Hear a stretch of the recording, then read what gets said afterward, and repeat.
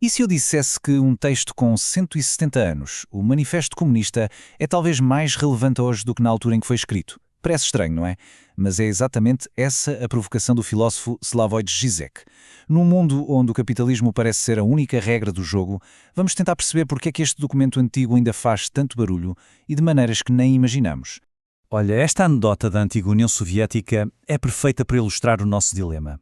A pergunta é, o Manifesto Comunista ainda importa?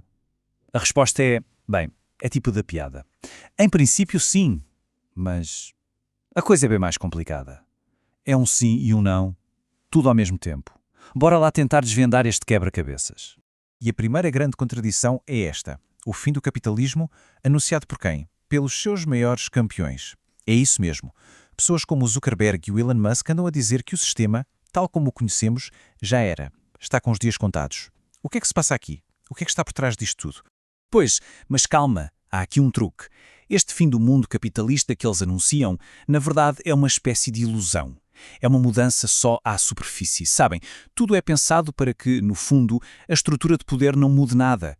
É como dar uma nova camada de tinta a uma casa velha, mas as fundações continuam a ser exatamente as mesmas. Então, a tal revolução de que o Marx falava nunca chegou a acontecer. E esta comparação ajuda a perceber porquê.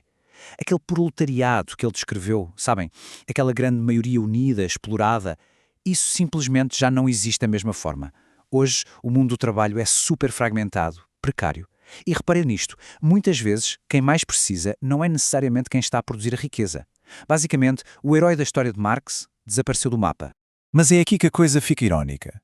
Porque, se por um lado o agente da revolução desapareceu, há uma outra parte do manifesto que, uau, é mais verdadeira hoje do que era na própria época de Marx.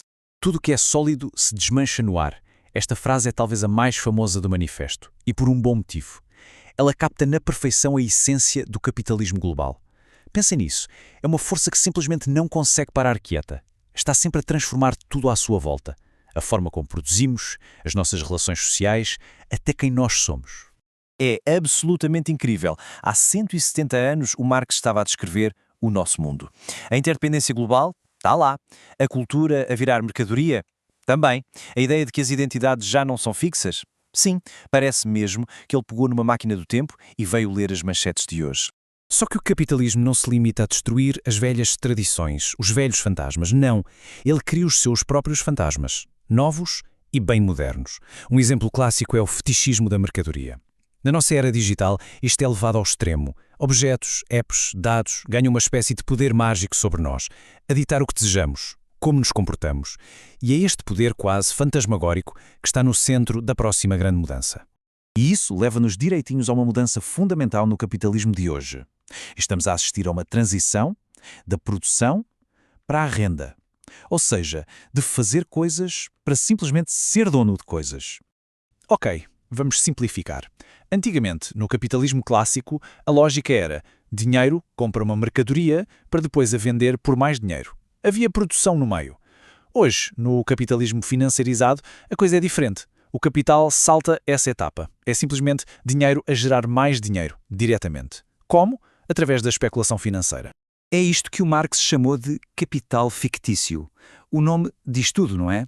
É um lucro que não se baseia em algo que foi realmente produzido agora, mas sim em apostas. Apostas sobre o valor que poderá ser criado no futuro. No fundo, é um sistema que funciona à base de dívida e da promessa constante de que as coisas vão crescer amanhã. E agora preparem-se para mais um paradoxo. Esta forma de capital super abstrata, o dinheiro a fazer mais dinheiro nos ecrãs de computador, acaba por fazer o quê? Ressuscitar formas de dominação muito antigas e muito pessoais. Pensem no caso da dívida estudantil. É um exemplo perfeito. Começa com um contrato financeiro, algo super abstrato, certo? Mas o resultado é uma espécie de servidão moderna. A dívida transforma-se numa corrente, bem pessoal, que vai ditar as escolhas de vida de alguém durante anos, décadas até. E isto leva-nos talvez ao maior paradoxo de todos, o do nosso tempo. A ideia de que vivemos numa era de liberdade, quando na verdade essa liberdade pode ser apenas uma máscara para uma nova forma de servidão.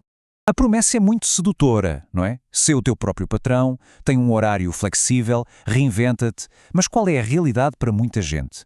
Incerteza constante, zero segurança a longo prazo, o peso da dívida. No fim de contas, essa liberdade acaba por ser uma bela máscara para a precariedade e para a exploração. É como diz o Zizek, somos bombardeados com estas livres escolhas que nos são impostas. Qual plano de saúde escolher? Que fundo de pensão? E pouco a pouco essa liberdade começa a parecer aquilo que realmente é, um fardo. Um fardo que nos ocupa tanto a cabeça que nos impede de fazer a verdadeira escolha, a de mudar as regras do jogo. Então chegamos a este ponto e a pergunta é: e agora? Qual é a saída? Se calhar a resposta não está em encontrar uma solução fácil, mas em repensar a própria pergunta. E isso implica repensar o que é que a palavra comunismo pode significar hoje. Vamos ser diretos. As tentativas de aplicar o comunismo no século XX falharam, e de forma desastrosa. Ninguém nega isso. Mas o facto de a solução ter falhado não quer dizer que os problemas tenham desaparecido. Pelo contrário. A desigualdade, a exploração, a sustentabilidade, esses problemas estão aí e talvez mais urgentes do que nunca. E é por isso que, hoje, a grande luta talvez seja em torno do que chamamos os bens comuns, aquilo que é de todos nós. O Zizek aponta 4 áreas cruciais. Primeiro, os bens comuns da natureza, o clima, os recursos. Depois, a nossa biogenética, o nosso código genético. Em terceiro, os bens comuns da cultura, o conhecimento, a informação e, por fim, o mais importante talvez, os bens comuns da própria humanidade, o espaço do qual ninguém, absolutamente ninguém, pode ser excluído. Portanto, no final disto tudo, não ficamos com uma resposta pronta, ficamos isso sim com uma pergunta gigantesca. Se o comunismo já não é o nome para uma solução, talvez seja, como sugere o Zizek, o nome para um problema. O problema de como é que nós, enquanto coletivo, vamos gerir aquilo que é de todos. A resposta antiga falhou, a grande questão que fica no ar é: qual vai ser a nossa?